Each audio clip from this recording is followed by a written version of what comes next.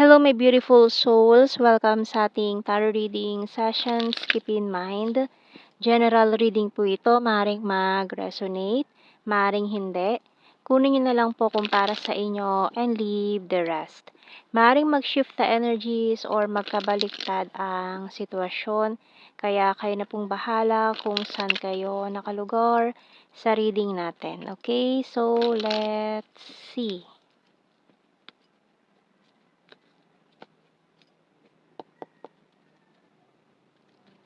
So we have here the Two of Wands, the Justice card, Chariot card, and the Magician, Five of Pentacles, Three of Swords, Knight of Swords, and the King of Swords. Bottom card natin, Eight of Cups. Okay. So, mukhang may nag-iisip sa'yo ngayon. Iniisip ka nitong taong to na someone na nag-walk away na sa buhay mo, parang hindi na kayo nag-uusap, matagal na kayong hindi nakakapag-usap nitong taon to, no? Parang ginost ka niya with this Five of Pentacles natin dito. Kaya parang masama yung loob mo or masakit para sa'yo yung nangyari with this Three of Swords natin. And ngayon parang nag-i-stalk siya sa'yo sa social media mo. So, tingnan natin sa mga signs and symbol cards. So, lagi kanya iniisip ngayon, lagi kanya naaalala, nami-miss, ganyan. Maaaring may long distance situation dito. So, nakatingin lang siya sa'yo sa malayo kasi parang hindi siya makalapit sa'yo. Tingnan natin.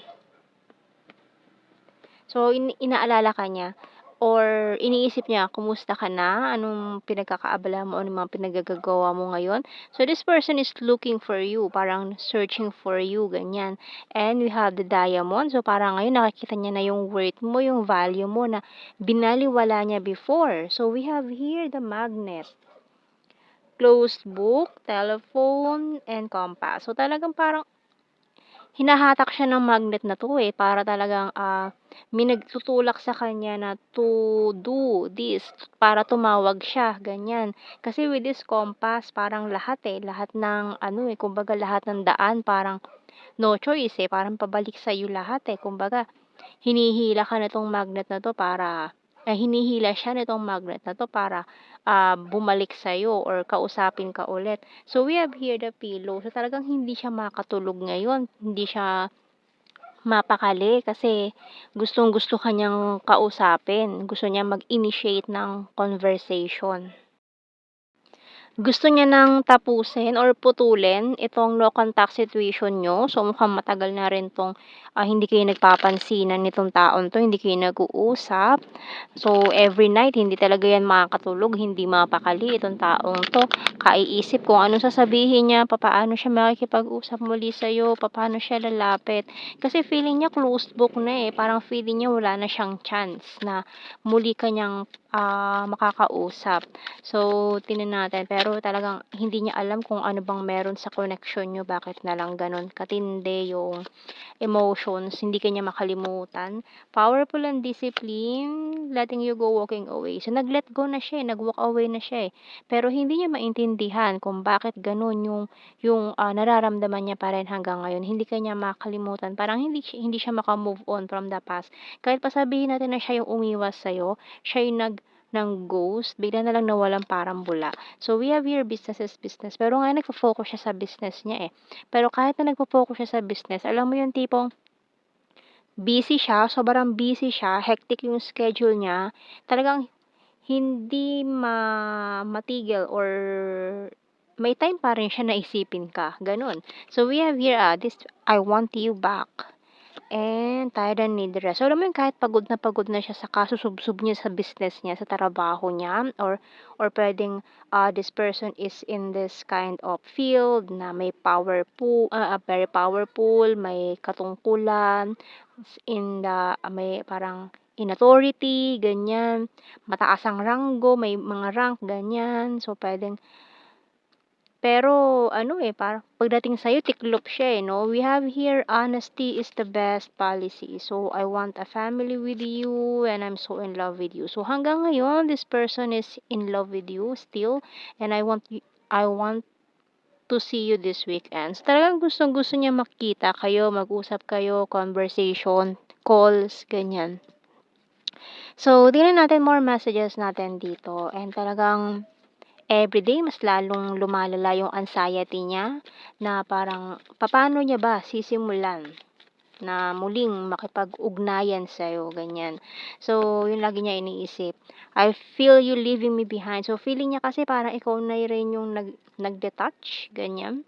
Kasi parang nung after niya na i-ignore ka, i-ghost ka, so parang hindi ka na naghabol sa kanya. So, parang feeling niya, bakit hindi niya ginawa na habulin? Or hindi mo ginawa na habulin siya, ganyan. So, I couldn't let you get close to me. I left you before you could leave me. Siya pala yung takot na maiwan, no? Kaya siya yung nang iiwan, ganun. So, I will wait for a sign from you. I wish things could be different. Finding out the truth crushed me. I know that I crossed the line with you and I wish I had treated you better. My life is not as together as it seems. So, alam mo yung tipo na okay naman siya, mukhang okay siya, mukha siyang masaya, pero tinatago niya lang eh. Parang deep inside, this person is not really okay.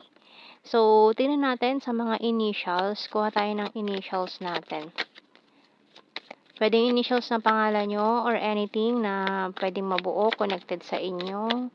Kuha tayo. Letter C, S, N, N, O, K, okay. So, parang okay lang daw siya, pero parang, no, I'm not okay. Ganon.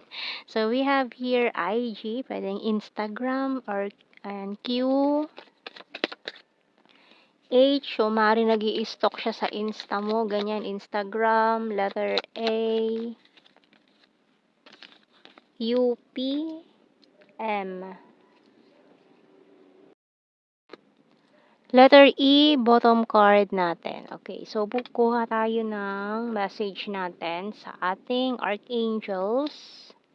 Ano ba message ng archangel natin sa reading na to? Kasi itong taon to talagang hindi na mapakali. Parang gustong-gusto ka na niyan tawagan, pero parang may pumipigil sa kanya. Pwedeng pride and ego dahil nga kasi parang ang taas ang tingin niya sa sarili niya para siya yung maghabol. Ayaw niya na naghahabol. Gusto niya siya yung hinahabol. Ganyan. Pero hindi mo na ginawa eh. Hindi na parang nagulat siya. Bakit hindi mo siya hinabol? So parang ganun ang gusto niyang mangyari. Parang siya yung tipo ng tao na hindi maghahabol kahit kanino kasi nasanay siya na siya yung hinahabol eh. So we have here moon cycles by Archangel Haniel. Notice how the moon affects your energy and manifestations and capitalize upon these cycles. So, maaaring, ayan, with these moon cycles, very emotional. Itong taon to, maaaring moon water, ganyan. Cancer, Scorpio, Pisces, ang kanyang moon sign. So, very emotional tong taon to. Pero hindi niya yun pinapakita sa mga tao, sa paligid niya. No? Kasi ayaw niya nakikita na vulnerable siya, ganyan. And kapag mag-isa na lang siya every night, ganyan, saka lang niya nailalabas yung emotions na yon. So, maaaring this person is crying every night kapag sobrang hindi niya na kinakaya yung emotions niya, no? So, tingnan natin sa general signs and messages natin. So, mga keywords na lang to, hindi na natin kailangan i-explain to kasi alam naman na yung mga meaning ng mga words dito. Okay, so we have here popular. So, pwedeng popular pala siya, no? Kaya marami siyang mga options as well. Kaya niya ginost ka eh, no? Bigla na lang siya nawala. So, we have, ayan, no? Creepy stalkers. Talaga nag-i-stalk yan sa'yo ngayon. Checking on you every minute. Ganyan. Every day. So, we have here July, Leo. Ayan, mga Leo signs na pinanganak ng July. Ayan. July, eh, ano pa eh, no? Para mga Cancer signs. Mga July Leo.